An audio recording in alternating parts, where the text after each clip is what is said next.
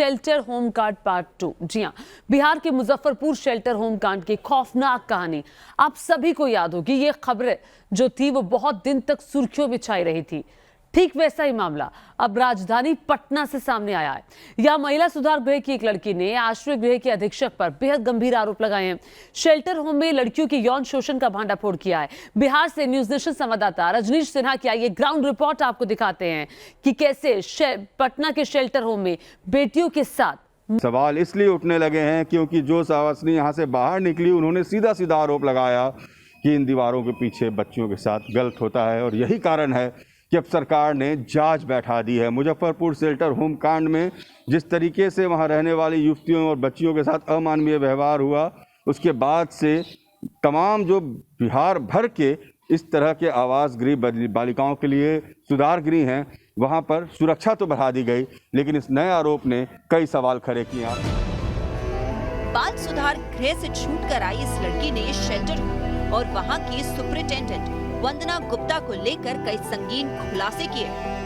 वहाँ पे बोलते हैं कि आती हो कानून की तरफ से, लेकिन जाओगी वंदना गुप्ता की तरफ से। लड़कियों को कहाँ भेजते हैं वो लोग? काम के बहाने दूसरी जगह पे भेजते हैं कि अच्छा लाइफ बन जाए, लेकिन वहाँ पे कोई लाइफ नहीं बनती है किसी लड़की का। वहाँ पे बस नहीं, उसको मारा गया था। वो मतलब अपनी जिंदगी जीना चाहती थी कि हम भी बाहर कब तक 10 साल लड़कियाँ रहती हैं, पाके जाती हैं। पटना के महिला सुधार गृह की कड़वी हकीकत कैमरे पर बयां कर रही ये लड़की पिछले 7 महीनों से महिला सुधार गृह के रिमांड होम में रह रही थी, जो किसी तरह बाहर आने पर गांधी मैदान पहुंची और एक एनजीओ को शेल्टर होम में चल रहे अत्याचार की पूरी कहानी कह गई। कितनी लड़कियां हैं वहाँ? आगे भूली भटकी में लड़कियां हैं, मतलब 200 लड़कियां हैं भूली भटकी में। लव मैरिज में हैं 300 लड़कियां हैं, और पागल खाने में है जो पागल बेचारी हो जाती हैं। कैसे पागल होती हैं? उन लोगों को दवा, मतलब जैसे कि आप उनके खिलाफ में आप बोल दिए तो आपको दवा। आपको 2 साल पुराना मुजफ्फरपुर शेल्टर होम कांड याद होगा, जहां रहने वाली 42 लड़कियों में से 34 लड़कियों के साथ कई सालों से दुष्कर्म किया जा रहा था।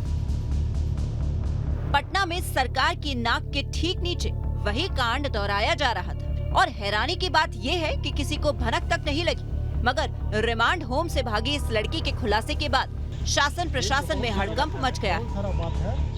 हम बुला करके अलग से भी इसकी जानकारी लेंगे और अपने ढंग से भी हम कहेंगे कि प्रधान सचिव एक बार खुद से भी इसको जा करके देख ले। चूंकि इस मामले में थोड़ा भी शिथिलता हम लोग नहीं चाहते हैं। अब मामले की उच्च स्तरीय जांच और कड़े एक्शन की बात कही जा रही है, लेकिन सवाल यही है कि बिहार में शेल्टर होम पार्ट 2 के पीछे के असली गुनेगार कौन है? लड़कियों के यौन शोषण के पीछे कौन से बड़े चेहरे छिपे हैं? और उससे भी बड़ा सवाल ये है कि बिहार में ही बार बार शेल्टर होम से खौफनाक कहानी क्यों सामने आ रही है? नीतीश सरकार की साख पर बड़ा सवाल है। क्या इन मकानों में, इन दरों दीवारों में, इनके पीछे बच्चियों की कुछ चीख है जो वहां दबा दी जाती है, जो बाहर तक सुनाई नहीं दी पड़ती है? और अब जो बच्चियां बाहर आ रही हैं वो ये कह रही हैं कि इसके अंदर ऐसा कुछ हो रहा है जिस पर सरकार को नजर रखने की जरूरत है, जिस पर कार्रवाई की जरूरत है। सचिन के साथ Rajneesh Sinha, News Nation, Patna city.